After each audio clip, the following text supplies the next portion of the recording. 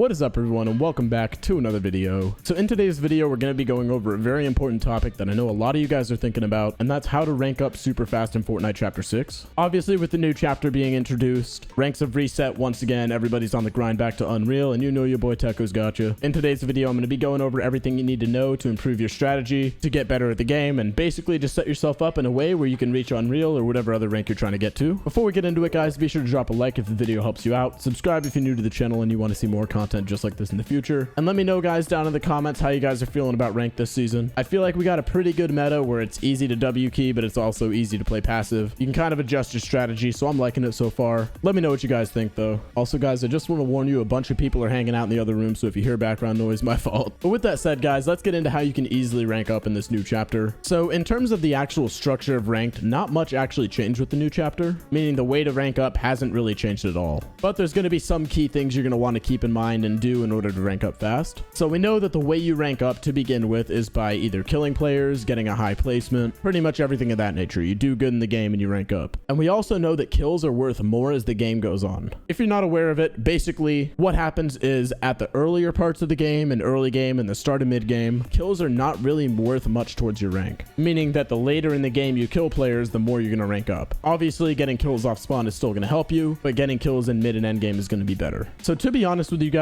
there's a certain way you want to play. So there's really no point in hot dropping and risking dying off spawn, which loses you a bunch of rank, and the kills you would otherwise get off spawn are really not worth the risk. I recommend for most of you guys landing somewhere a bit more low key and basically getting to the W keying in mid game and end game. That way you have the loot and materials you need to win fights. You're not risking the 50-50 off spawn deaths, and pretty much you're just setting yourself up way better to have a good mid and end game. There are some really good POIs for this type of strategy, and those include Night Shift Forest, Twinkle Terrace, Brutal Boxcars, and Magic Mosses, just to name a few. The map is absolutely huge in this new chapter, so honestly, any spot that's not a super hot drop is going to work well. So figure out where you like landing, find a good loot route, figure out where you can get some good mobility and materials, and you should be good. Kind of expanding on what I just said, when you land at any of these POIs, you're going to want to prioritize materials and movement items. The reason I don't mention loot as a top priority, because obviously your loot is important, but honestly, there's just so much more loot on this map, and pretty much you're never going to have a problem getting a decent loadout as long as you land at a good location. Prioritizing materials and movement items like the new OP Void Mask or Kinetic Blade or even just cars is going to be good for you. These items are really good for moving around this giant map, and if you don't already know, the Void Mask is super OP because all you have to do is throw the ball anywhere you want to go and click the bind you have associated with it. For me, it's right click, but it might be different if you're on controller. You also take no fall damage with it, so that makes it even better because you can pretty much just teleport around untouched. But one thing to keep in mind with that item though is you can get beamed when you use it because you can't switch weapons, so you just want to be careful about that. But the playstyle you go for in early, mid, and end game is so important because, like I said, rank points go based on how many kills you get and your placement. So you want to figure out a strategy where you can pretty much balance the two out. You want to get your placement points, but you want to get kills, but you also don't want to die off spawn because the kills are worth less. So make sure you're confident in your loot and materials, and remember, there's nothing wrong with looting and farming a little bit longer than usual just because of what we know about ranked and how it functions. One other tip is that you're going to want to play into the new meta. A lot of people struggle to adapt and they kind of don't really get into using the new items and weapons. They kind of stick to what they know, but you definitely want to expand a little bit. There's a lot of big meta items that are new, and Chapter 6 is pretty much unlike anything we've had before. So don't be afraid to really expose yourself to this new stuff and try to adapt. In my first video of this chapter, which is my how to improve in Chapter 6 guide that I pretty much drop for every season, I explained a lot about how the new movement mechanics work and how to get good at those, along with what situations you can use those in. So definitely be sure to check out that video after this one if you haven't seen it. But getting back to what I was saying about the new meta, you want to use the new movement items to your complete advantage and definitely choose the shotgun that fits your playstyle. For me personally, I'm more of a defensive, kind of piece control oriented player. I like to box someone up and hit big shots, but I don't really just jump straight in. So I always use the sentinel pump if I'm able to get it, because it's pretty much just a regular pump shotgun. But if you're really aggressive and you tend to jump into somebody's box, I recommend the twin fire shotgun, which does a lot of damage and shoots really fast. Think of it like the new gatekeeper or tactical kind of. The reason I say all this is because it'll make your gameplay just so much smoother if you're able to fit your shotgun to your strategy. Not only are you going to improve at the game, but you're going to rank up a lot faster when you play to your strengths and the way you tend to play in fights. So definitely try all the new items, expose yourself to everything, but obviously if you know you're better with something, then try to focus on it. It's still early in the season, obviously, so the quicker you get used to the new meta, the better you're going to get, and the quicker you're going to be able to rank up and hopefully hit Unreal. As for another topic that's very, very popular with pretty much every new season of Ranked, let's talk about game modes. Now, for me personally, I am a squads player through and through. I like having a big team, a lot of people to back me up, and a lot of people for me to back up,